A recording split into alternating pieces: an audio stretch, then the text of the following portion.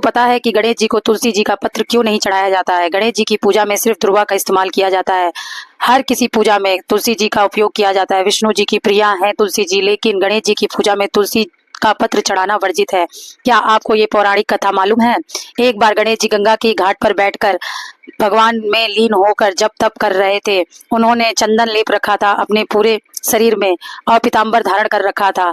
वह अपने तप में लीन थे। उसी वक्त तुलसी जी वहां से विवाह के लिए सहयोग वर ढूंढने के लिए निकली हुई थी। उन्होंने गणेश जी को देखा और गणेश जी पे वो मोहित हो गई। जब वो गणेश जी पे मोहित हो गई तो उन्होंने गणेश जी की तपस्या को भंग किया और उनके आगे अपना विवाह का प्रस्ताव रखा। लेकिन गणेश जी विवाह नहीं करना चाहते थे, इसीलिए उन्होंने उनके प्रस्ताव को ठुकरा दिया।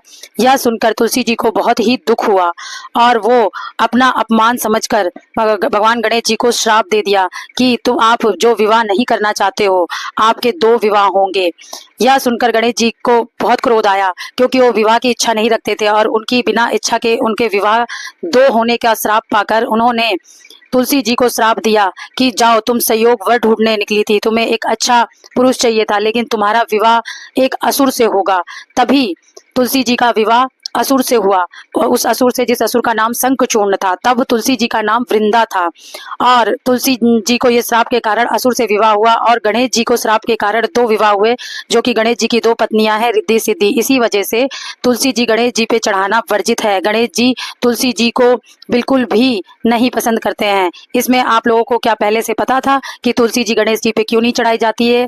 और अगर आप ये जानना चाहते हैं कि वृंदा तुलसी कैसे बनी, तो आप लोग कमेंट करके जरूर पूछिए। मैं आपको उसकी भी पौराणिक कथा बताऊंगी कि वृंदा तुलसी कैसे बनी।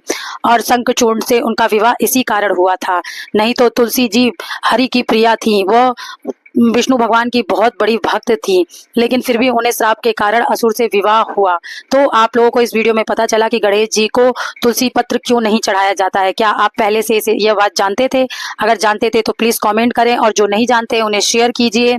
अपने भक्ति के बारे में, धर्म के बारे में, ज्ञान के बारे में जरूर जानना चाहिए और सामने वाले को जनवाना भी चाहिए, क्योंकि हमारे पास इतना वक्त नहीं है कि हम धर्म ग्रंथों को उठाएं और पढ़ें।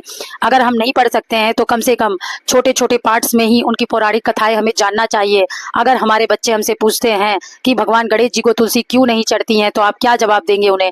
तो आपको ये कथा मालूम होनी चाहिए। भगवान विष्णु को तुलसी जी क्यों चढ़ती हैं, ये भी आपको मालूम होना चाहिए।